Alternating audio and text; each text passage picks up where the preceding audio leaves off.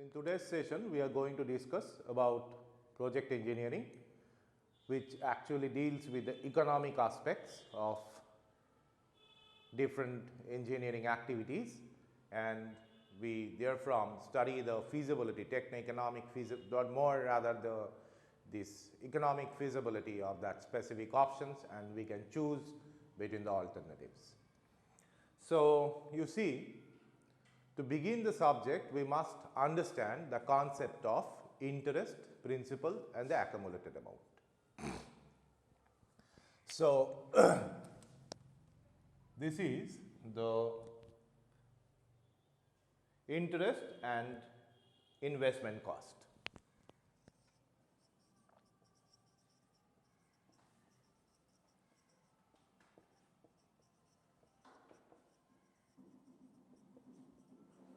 So, qualitatively you see interest is the time value of money or capital.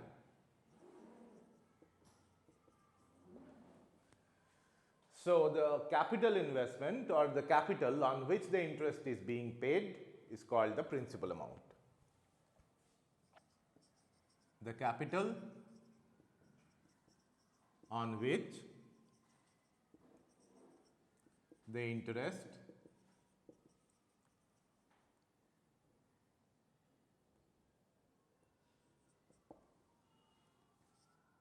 is paid is known as the principal amount.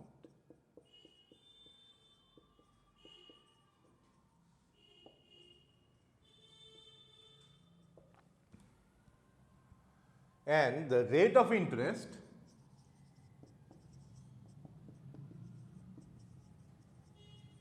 expressed in yearly basis, as we know from our school days, is the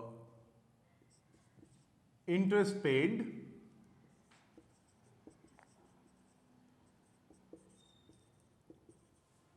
per unit principal amount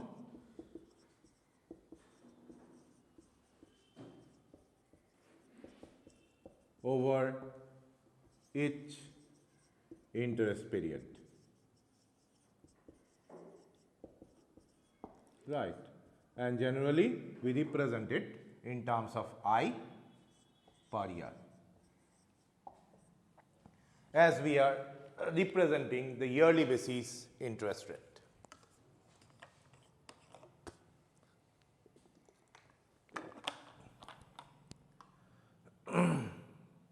And the accumulated amount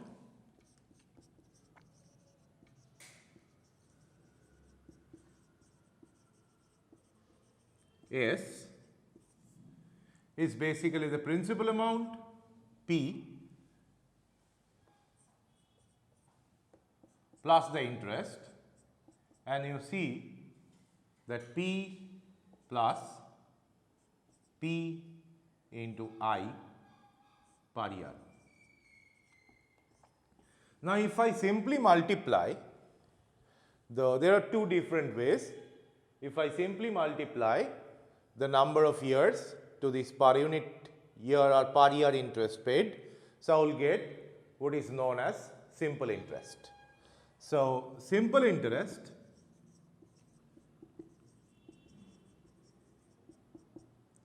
is this P into I into N. So, S becomes P into PIN, which is very well known to all of us, P into 1 plus IN. Whereas in compound interest,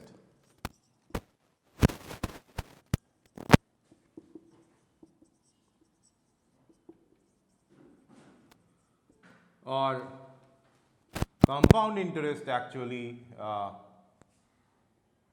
recalculate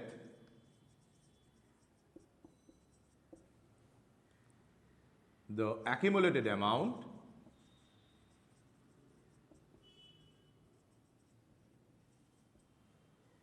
in the beginning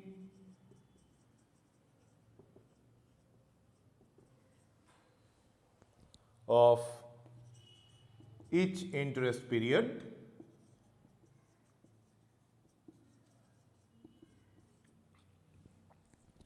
in the beginning of each interest period, and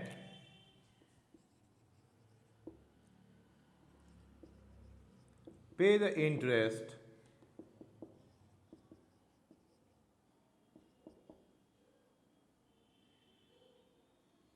based on the newly calculated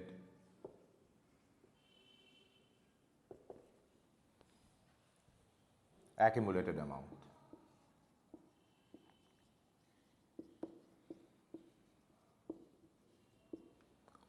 So, at 0th year, say this is year, this is 1, this is 2, this is 3, in this way it continues up to n.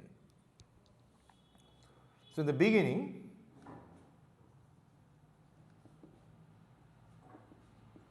if I just pay for a principal P and the interest rate is I, then it will be the accumulated amount will be P plus Pi. So, based on that the interest will be paid.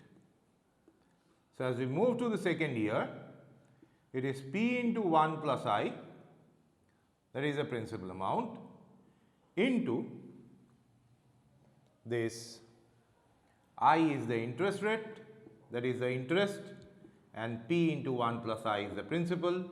So, we will get P into 1 plus I square. So, in the next year,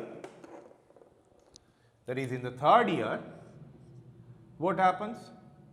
The interest paid will be from second to third year into I, and the amount is P into 1 plus I square. So, the total will be P into 1 plus I cube, and in this way after nth year it will be this interest paid P into 1 plus I to the power n minus 1 into I plus P into 1 plus I to the power n minus 1. So, it gives you P into 1 plus I to the power n. So, obviously, the accumulated amount in compound interest, and we will consider the compound interest case throughout our text, it will be this. So, this 1 plus I to the power n has got a name and discrete payment compound amount factor. This 1 plus I to the power n is known as discrete payment compound interest factor.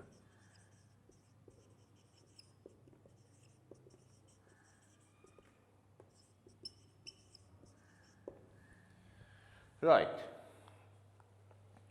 Now, you see it may happen that interest period may not be a year, it may be half of a year, and over which we are charging an interest, and anyone is charging an interest at a 3% rate per year, or this per 6 months. Okay.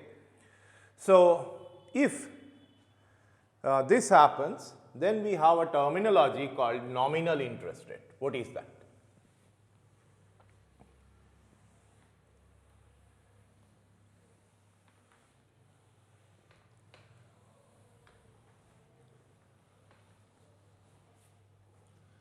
So, nominal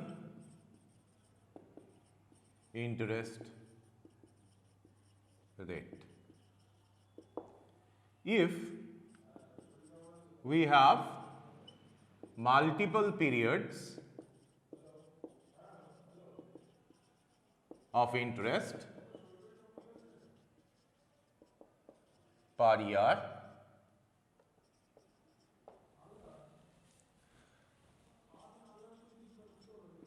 then we generally you do not have to, we generally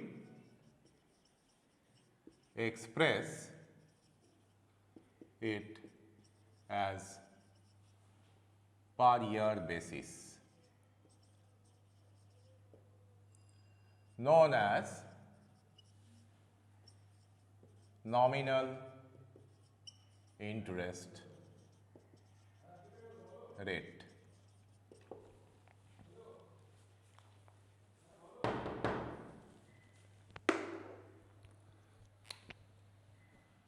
So, if we state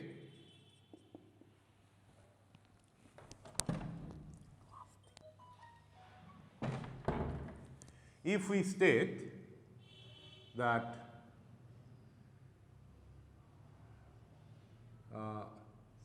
3% interest rate for 6-month duration. This is the normal statement. Per 6 months we are charging the rate of interest as 6%. But equivalent representation is 6% interest rate, 6% nominal interest rate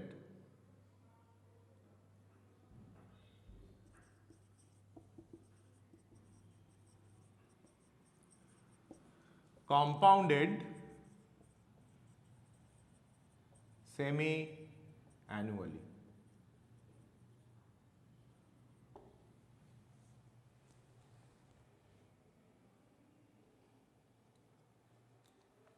So, this is called the nominal, this 6% is the nominal interest rate.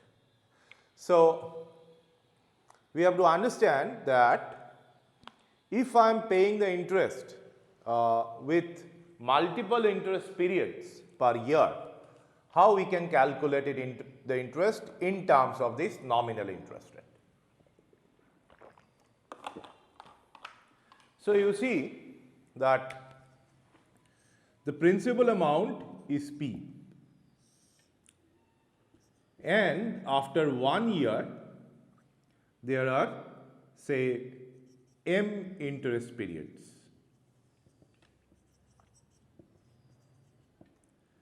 Nominal rate or nominal interest rate is R. So, after 1 year, what will be the accumulated capital?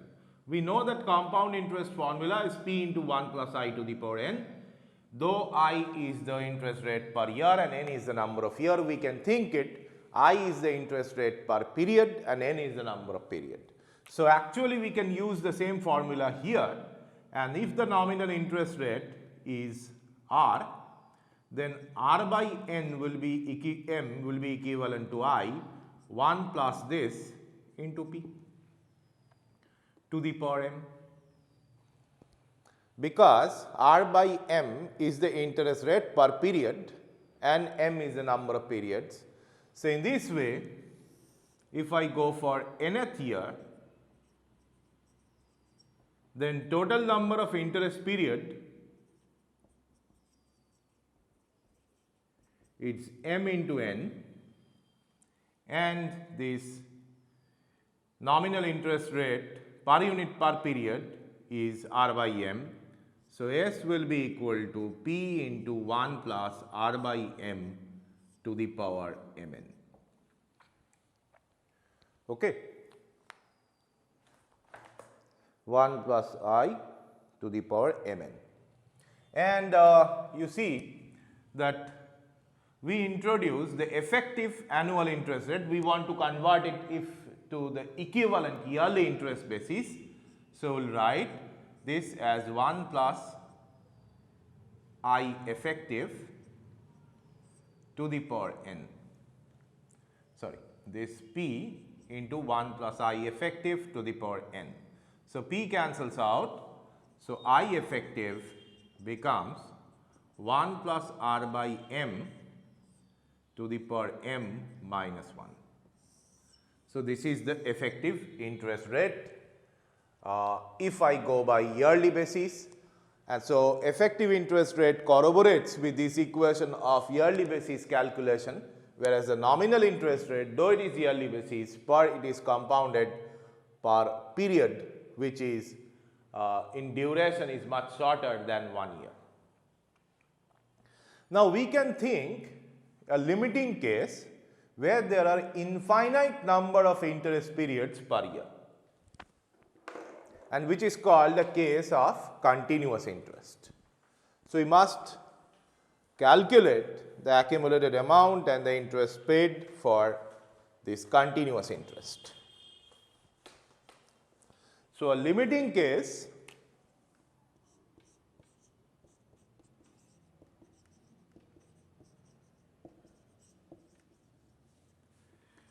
of multiple interest period per year is the case of continuous interest.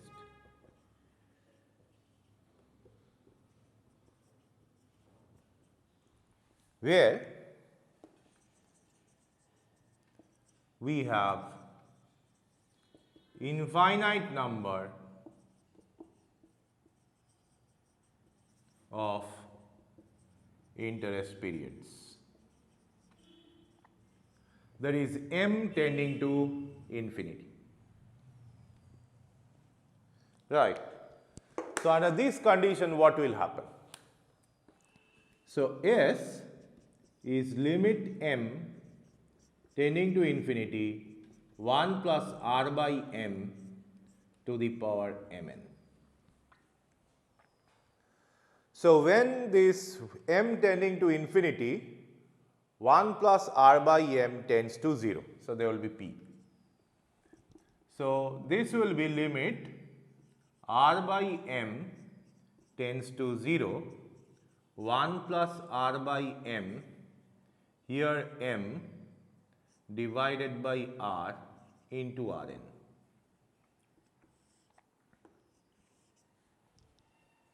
Right, and we know that limit x tending to 0, 1 plus 1 by x to the power x is e. There will be p multiplied, this is multiplied by p. So it is p into e to the power Rn, that will be s. So this is a case of continuous interest. So again you see that we can calculate the effective interest rate with per unit year basis, which will be much higher than the standard one. So we can write it as p into 1 plus I effective to the power n, and this p cancels out, I effective is equal to e to the power Rn minus 1. Now you see a future value. Let's now, with this understanding of interest and nominal interest and continuous interest, definitely for standard cases we will not go for nominal, neither nominal nor of this continuous interest. We will consider the interest per year basis throughout our study unless otherwise mentioned.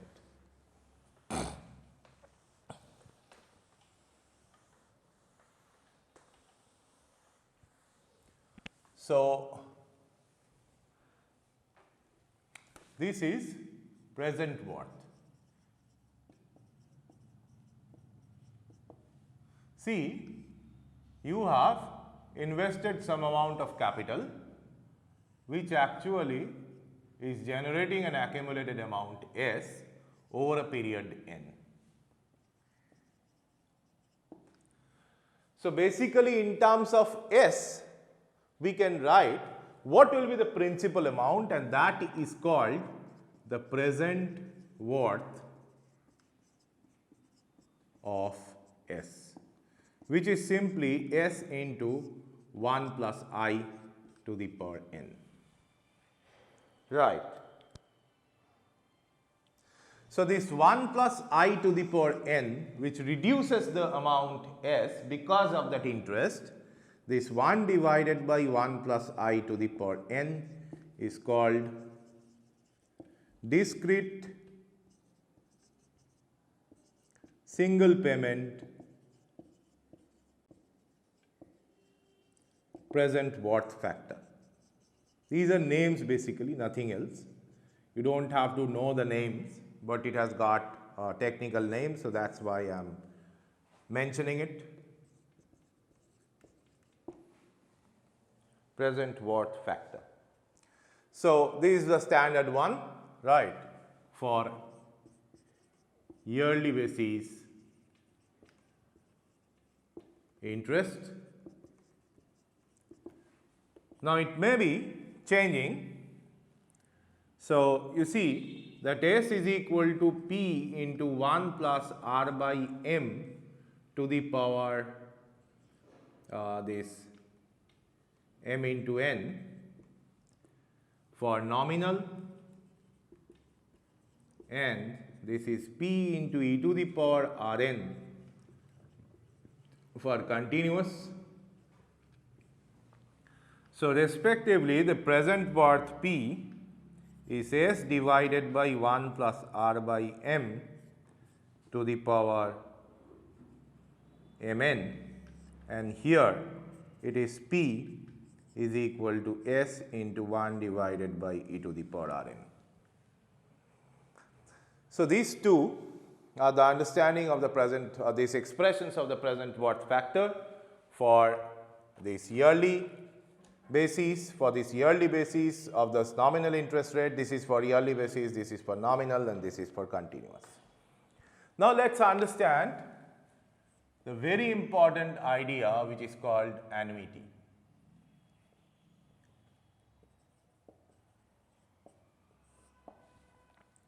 Annuity in a sense is similar to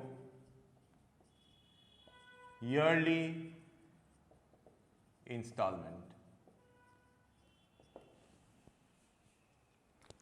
So, in terms of the formal definition, you see, in series of equal payments occurring at equal intervals, payment of this time can be used to pay off a debt, accumulate a desired amount of capital, or receive a lump sum of capital that is due in periodic installment, as in the same for life insurance or any other insurance plan. The common type of annuity involves payments which occurs at the end of each investment period, and this is called the ordinary annuity, right. Instead, interest is paid on all accumulated amount, and the interest is compounded each payment period. An annuity term is the time from the beginning to the first payment period to the end of the last period. The amount of annuity is the sum of all payment plus the interest, if allowed to accumulate at a definite rate of interest from the time of initial payment to the end of annuity term. So, basically this we can understand through our timeline, right. Here you are paying amount R year 0. Say we are considering this standard yearly basis of interest, amount R year 1, amount R year 2, and in this way the last amount of R at year n. So, this will give us an accumulated amount S, right, which is all R plus the interest being paid. So, you see, for this R, if we calculate from the backward,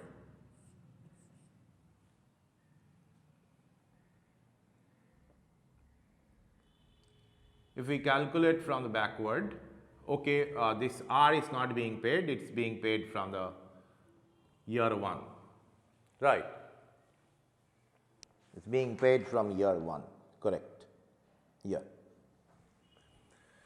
So, it is R from the first, then R into 1 plus I, because this R is accumulating interest over period of 1 year.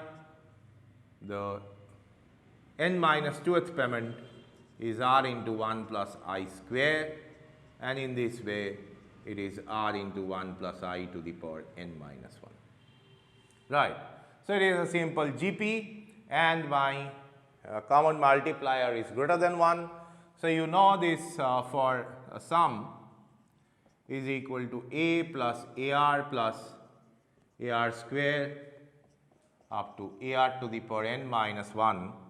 This is equal to the first term r to the power n minus 1 divided by r minus 1 for r greater than 1.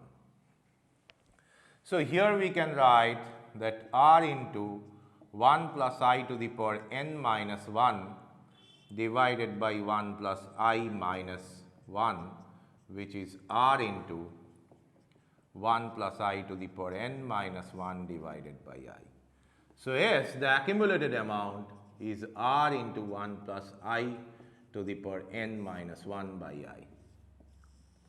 So, I am not asking you to remember this equation, just remember the strategy of this timeline plot, and from there we can very easily derive this equation. So, the annuity is S into I divided by 1 plus I to the power n minus 1. So, these factors has got specific names. So, the name is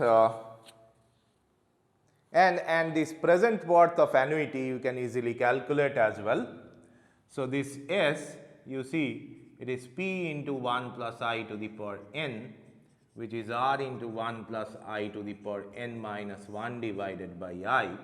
So, present worth becomes r into 1 plus I to the power n minus 1 divided by I into 1 plus I to the power n. So, this is an alternative equation.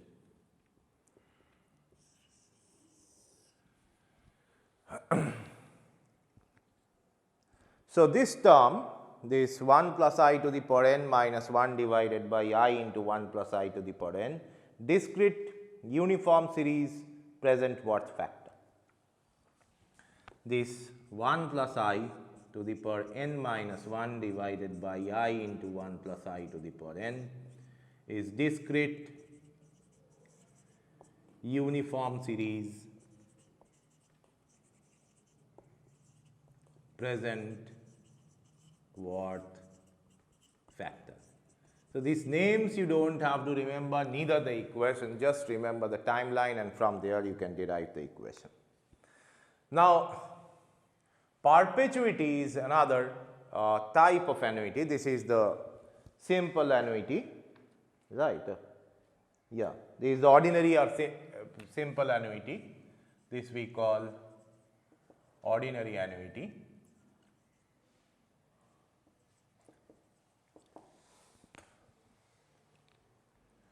So, there is another annuity which is of interest to engineers, which is called perpetuity. Here we have to perpetually pay the annuity. Why? What is the reason?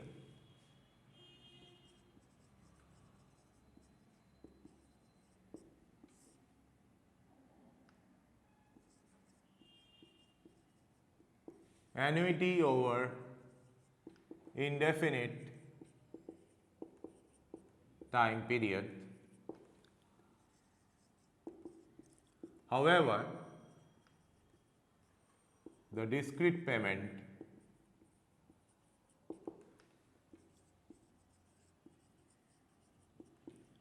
is not being made. What is that? See,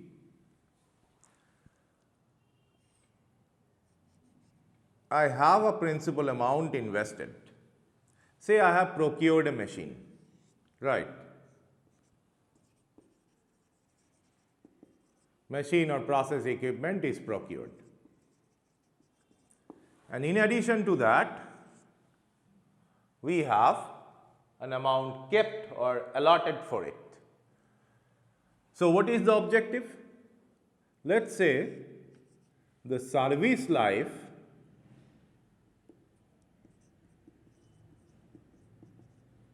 is n years. So, this principal amount will accumulate interest over n years and will generate S, which is P into 1 plus I to the power n. Now, if I simply take away, see from here, we are taking away the replacement cost of the machine, right? We are taking away the replacement cost of the machine. So, the amount is P into 1 plus I to the power n minus CR, right? So, the machine is replaced and the objective is, after replacing this machine, the same amount P will be generated, or P will be the leftover, which will again accumulate interest over n period. And again the same happens, right. So, the amount P is called the perpetuity. So, what will be that P? It is pretty simple. Then P into 1 plus I to the power n minus 1 is equal to the CR, and that is the replacement cost,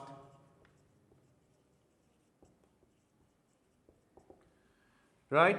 So, P, if we know the replacement cost, we can calculate the perpetuity. Now, here we are not considering any inflammation or change of that device's cost, right, because otherwise the perpetuity cannot be calculated. Because how the cost of the device is changing and what will be, we will discuss it later, that what will be the cost index which based on that inflammation of that specific and the economic state of that country. So, that it is impossible to predict or foresee after maybe 5 or 10 years. So, perpetuity is the kind of capital what we are allotting for the machine after procuring it, and this we keep it in bank such that this amount will accumulate to an interest, so that the interest only, this is simply, this is not the interest only, if we whatever capital will be accumulated, if I take away the replacement cost will be different from this, may be different from the procurement cost, because the machine may have a salvage value. It has got a scrap or material value, or maybe it may be still usable, but it is old, technologically old. So, we are selling it off and we are replacing it with a brand new machine, right. So, at this situation we can actually have to incur this replacement cost. So, replacement cost, if I consider it remains fixed over the indefinite period of time without considering any inflation.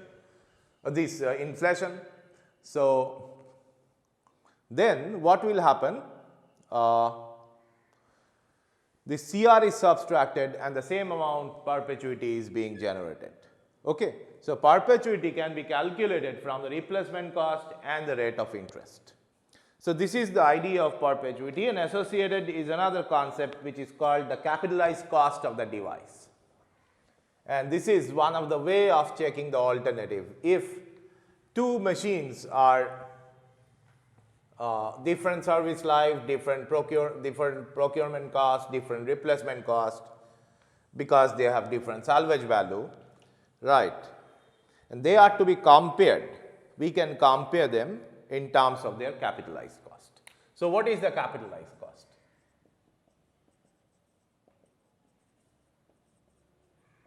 This is one of the way of profitability analysis. So, let me write that to be used in profitability analysis.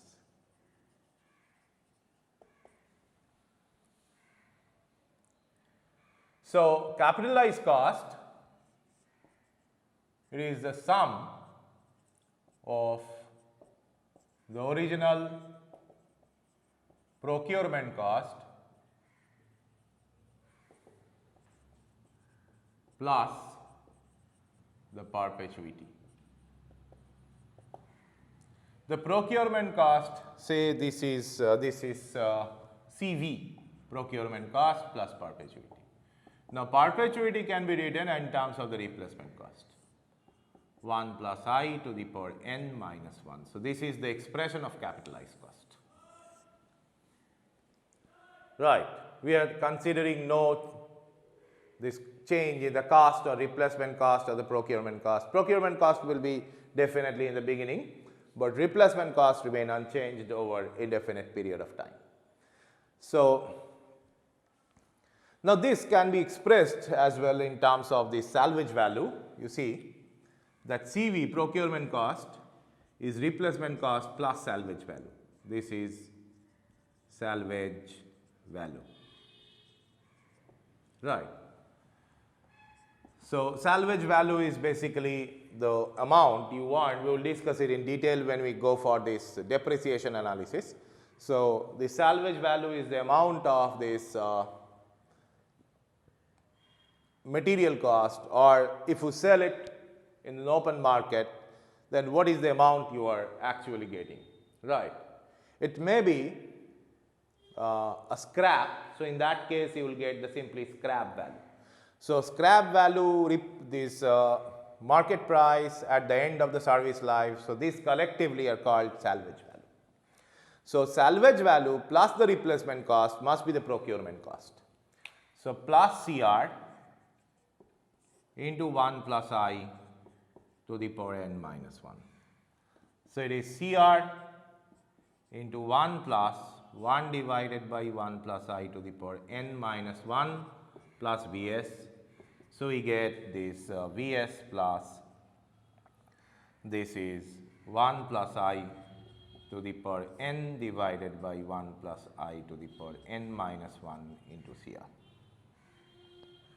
So, you can calculate the capitalized cost of a machine in terms of the salvage value and the replacement cost. Now, let us go for depreciation.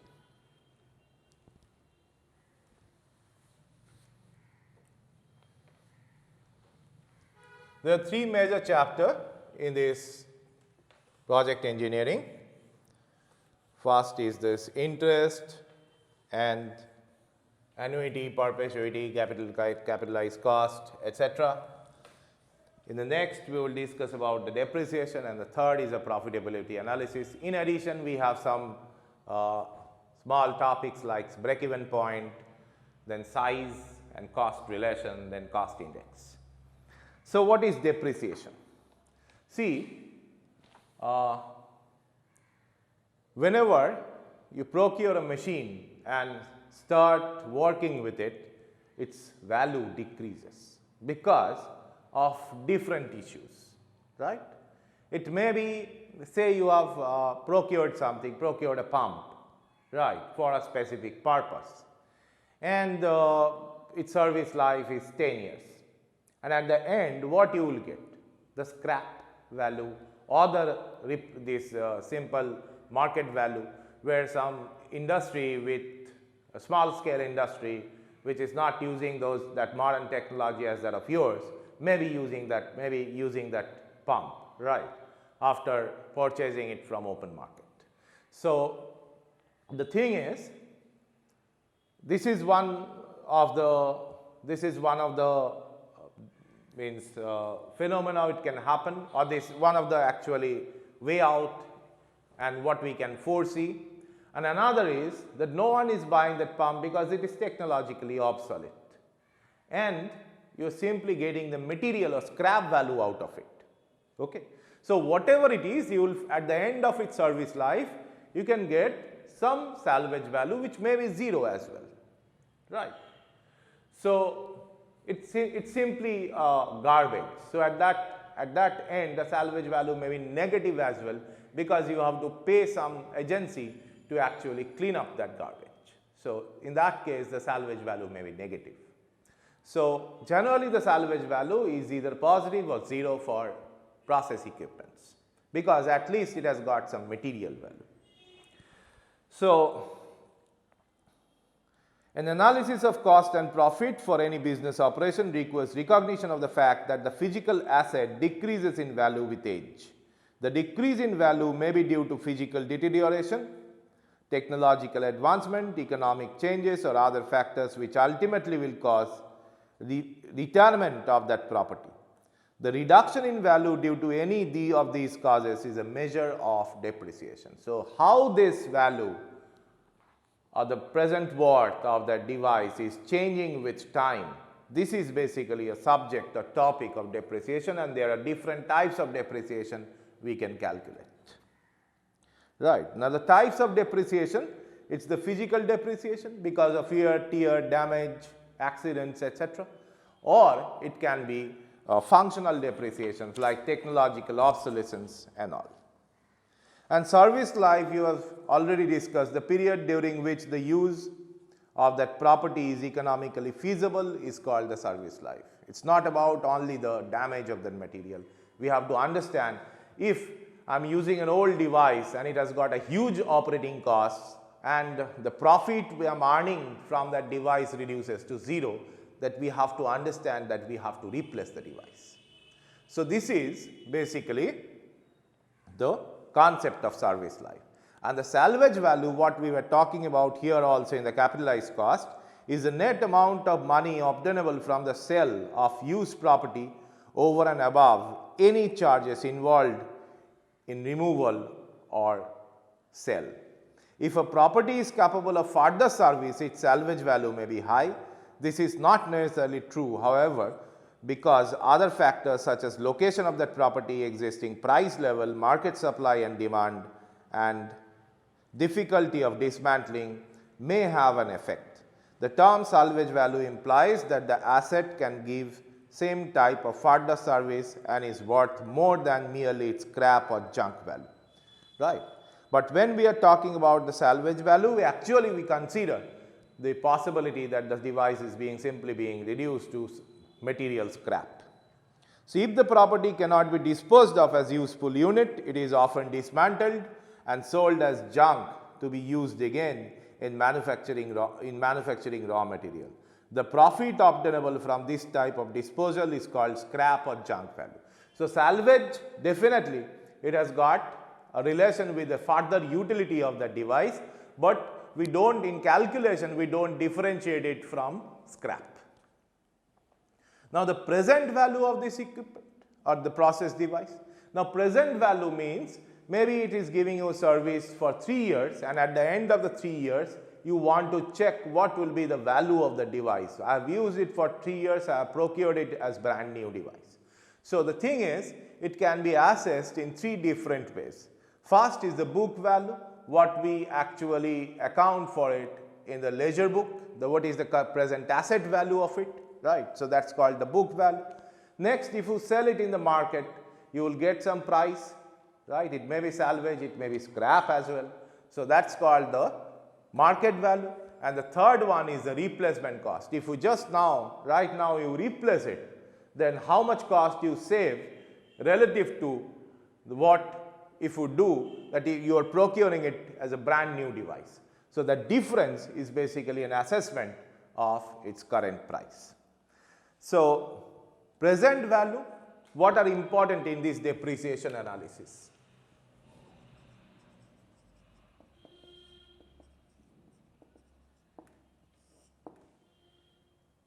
First one, present value at the end of a year maybe is VA, right. Then service life N, salvage value VS, right. So, these 3 terms are quite important in understanding and calculating depreciation. So, depreciation, you see, in general, depreciation accounting method may be divided into 2 categories.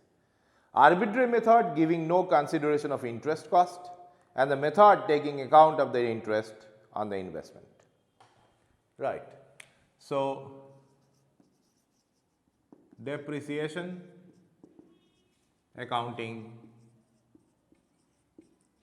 can be done in two different ways. So, arbitrary method, no consideration of interest, which includes the present straight line method, declining balance method, declining or double declining,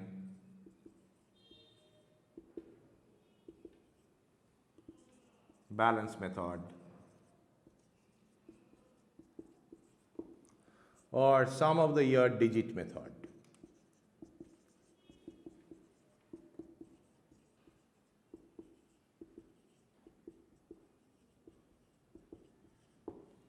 Right?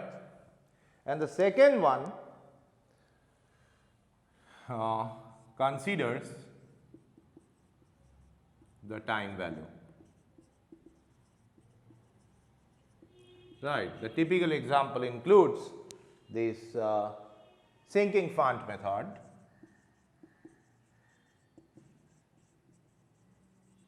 which we are going to study. There are multiple others as well, just like the present pot method, but that we are not going to study, as it is not a standard one. So, we are going to study straight line, declining balance, double declining balance, sum of the year digit, and sinking fund method. Right. So, that will be all about the depreciation analysis. So,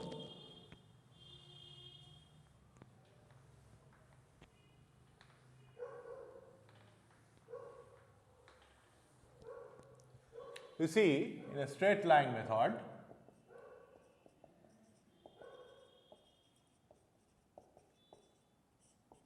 a material or equipment, any equipment or any asset depreciates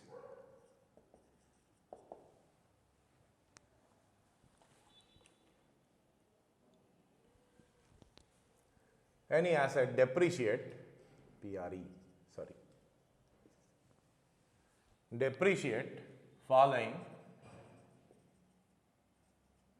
a linear trend. Like if I have this V0 in the beginning and Vs at the end of the service life n, this is 0, this is 1, this is 2, in this way it continues. So, this will be simply a straight line. Right. That will be the pattern of depreciation. Year, present value.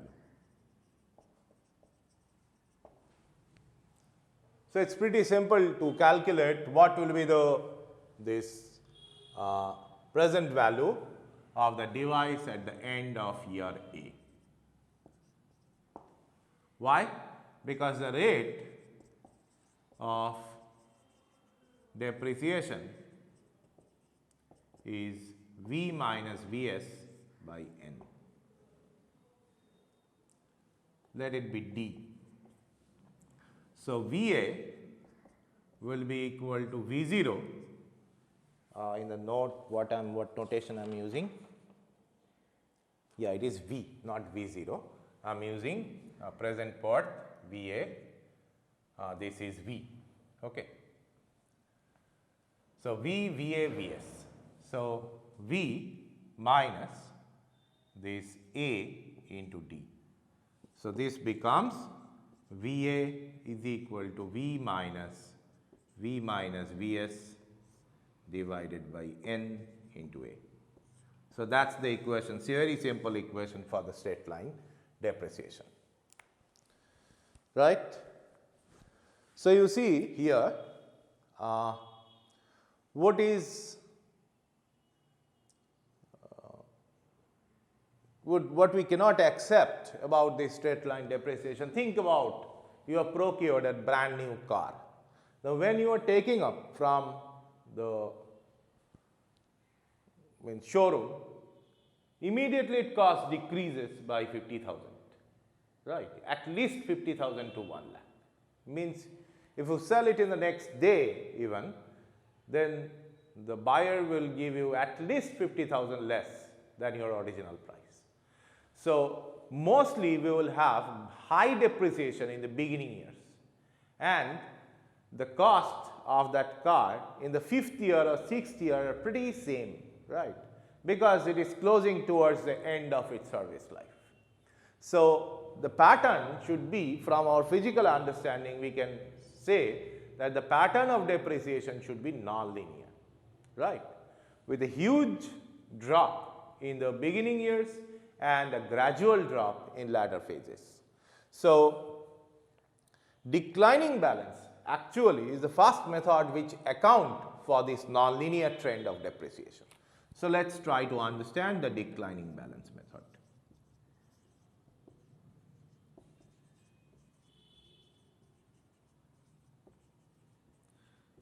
So, it has got different other names as well.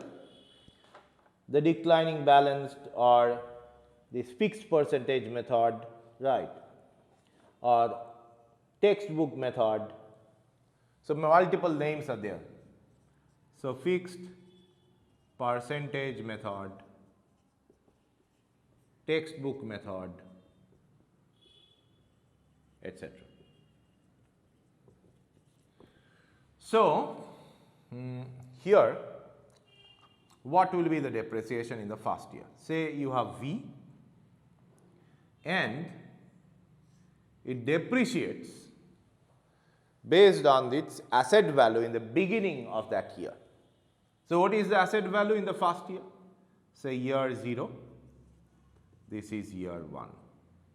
So, what is the asset value in the beginning of the first year?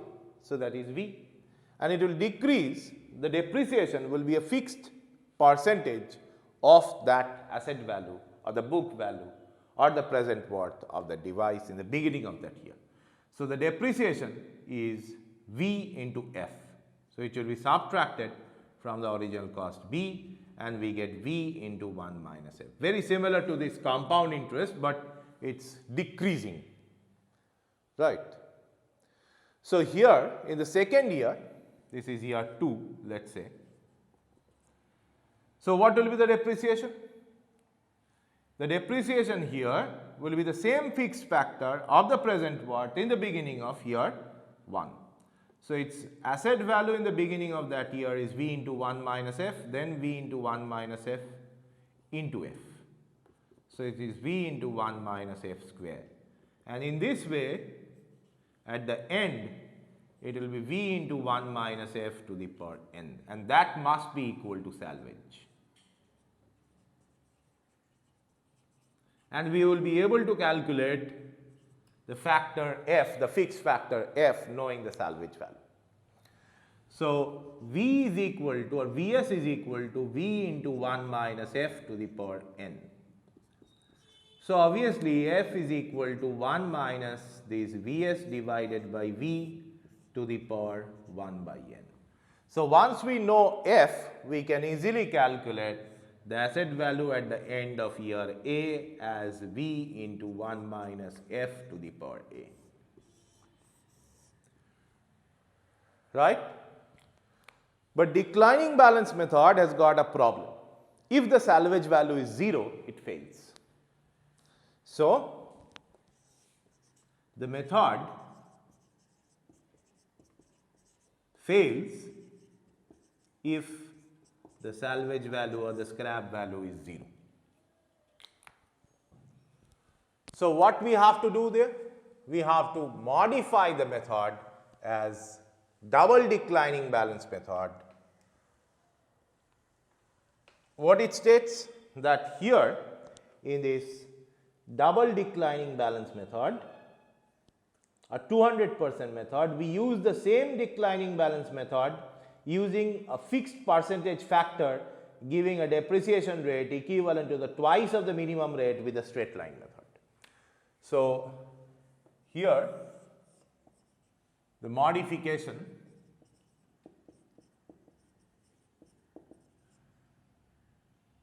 of the method of the declining balance method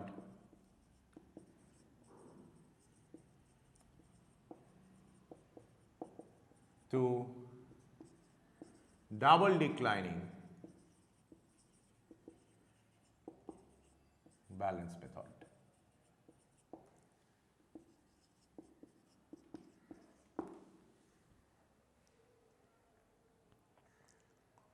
Right. So, it is the double declining balance method. Here the factor f is same as the percentage of depreciation in straight line method is twice, not same, is twice as the percentage of depreciation in straight line method.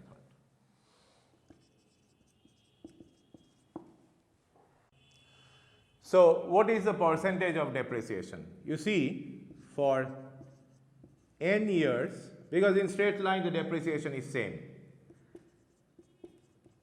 the depreciation is V minus Vs,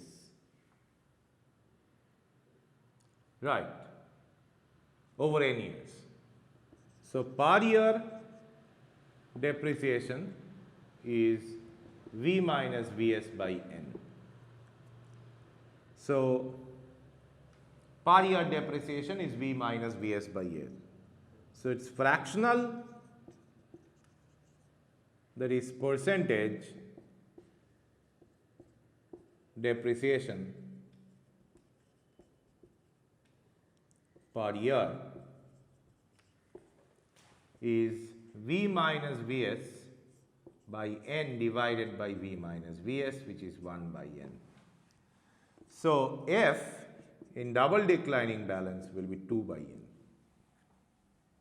right, and we can use the same formula if this salvage is 0. So, V A is equal to V 1 minus 2 by n to the power n. So, that will be my equation.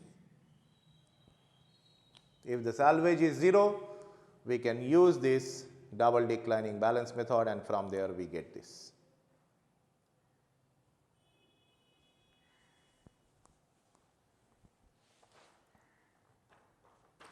So, next is the sum of the year digit method.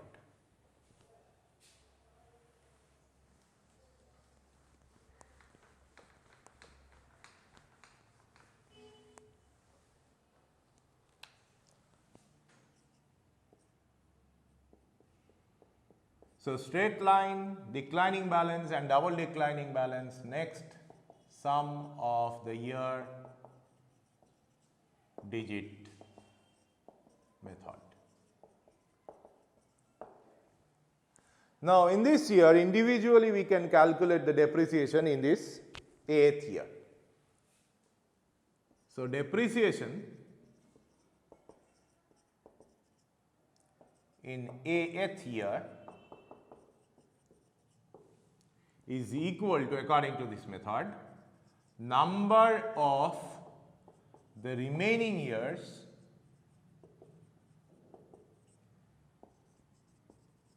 of service life, including that year.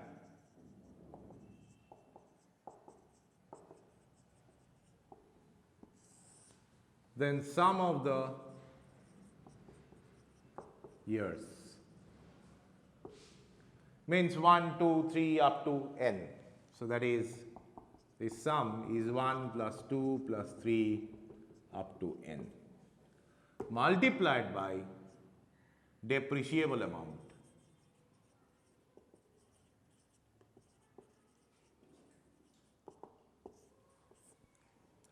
So, this number of remaining years including that years is n minus a plus 1, and the sum of the years is n into n plus 1 by 2 into v minus vs, that must be equal to depreciation in the th year.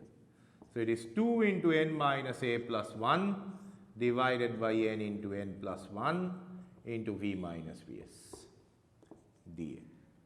So, obviously, the depreciation is highest in the first year, relatively lower in the second year, and it progressively decreases in the subsequent years. So, V1, as you can see, it is V minus 2, then n minus 1 plus n. So, 2n divided by n into n plus 1 multiplied by V minus Vs. V2 is equal to V1 minus this 2 n minus 2 plus 1. So, n minus 1 divided by n into n plus 1 into V minus Vs, and in this way we can calculate. So, all these three methods, as we have discussed, this straight line, then declining and double declining balance, and sum of the year digit, they are not accounting for the time value of the money, that is interest. Whereas, we are going to study the new method, which is the sinking fund method, and which accounts for the depreciation, invoking the concept of hypothetical annuity. So, sinking fund method.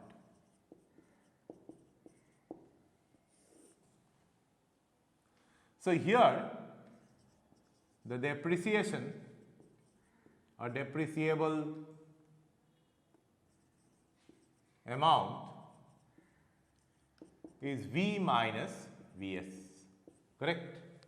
This depreciable amount is V minus Vs, and we are thinking that this depreciable amount accumulates over the entire service life. So, as if it's a accumulated capital, right? So, S, it's V minus Vs, right? And we are paying a hypothetical annuity to meet that amount at the end of each year.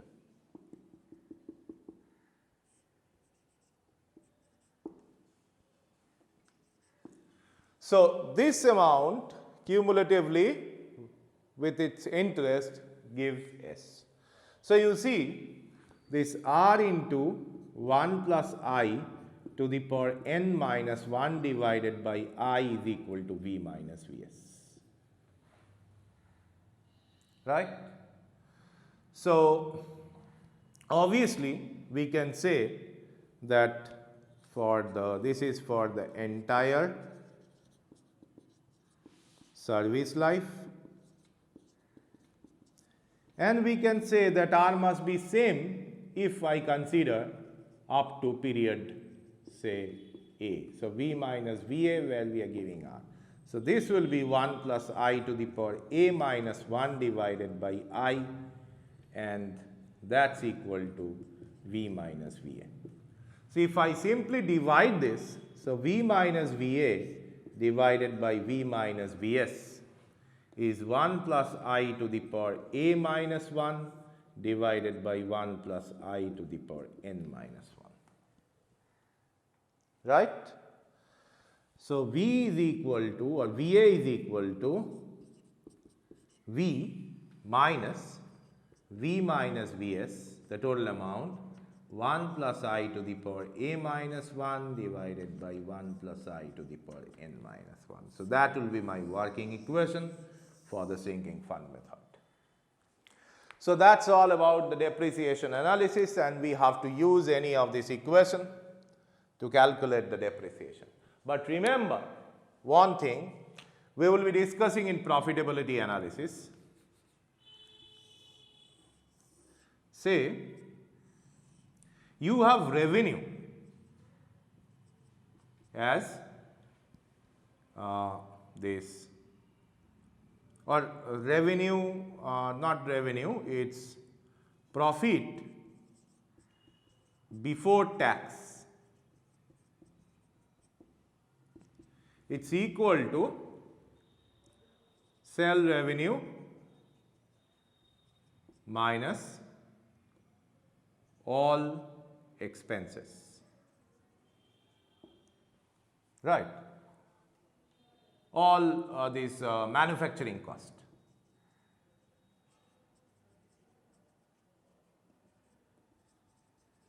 Or operating cost, right. This is a profit before tax. Now, profit or this tax will be charged not on the profit only before tax, but we have to subtract because we are incurring a loss of depreciation. Depreciation is a loss. So, we can save tax by showing higher depreciation. So, tax will be profit before tax minus depreciation multiplied by tax rate. So, we get this profit after tax or this profit after tax is equal to this profit before tax minus the tax amount.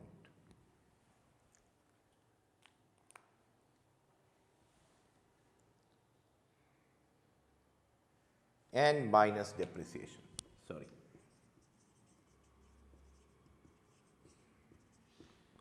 Which we are incurring as loss. So, this profit before tax then minus tax is the cash flow to the company, and profit after tax means you have to subtract the depreciated amount and then you will calculate the profit, net profit. Okay? So, that is the implication we have to of depreciation analysis we have to understand, and that will be further used in profitability analysis. So, that is all. Thank you.